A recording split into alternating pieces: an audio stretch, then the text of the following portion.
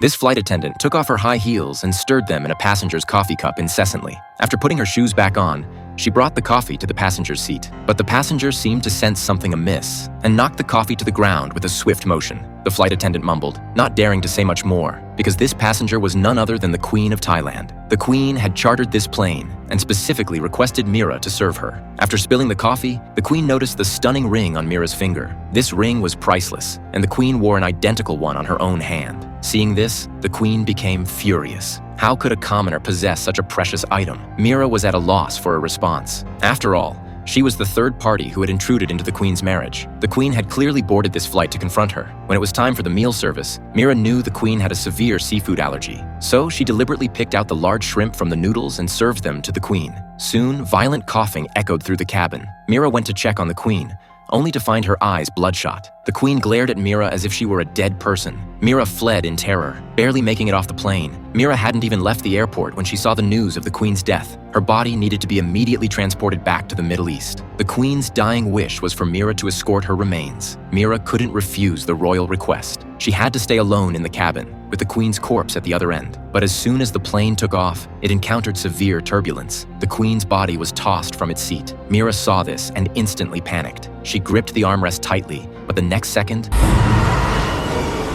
the corpse slid to the end of the aisle and finally came to a stop. Mira mustered her courage and approached.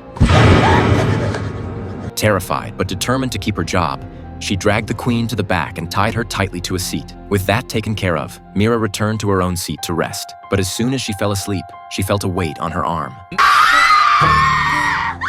The next second, Mira woke with a start. It had just been a nightmare. But then she heard the sound of high heels walking. That arrogant rhythm was the Queen's signature. Mira rushed to the Queen's seat, only to find the body missing. She immediately called the captain, but just then, she heard a coughing sound.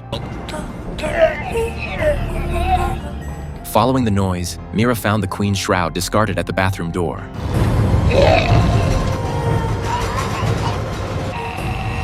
But when she pushed the door open, there was nothing inside. It seemed to be a false alarm. Mira stayed there to compose herself, but suddenly, the plane shook, slamming the bathroom door shut. The lights went out. Mira hastily tried to open the door, but it wouldn't budge. At that moment, Mira sensed someone approaching from behind.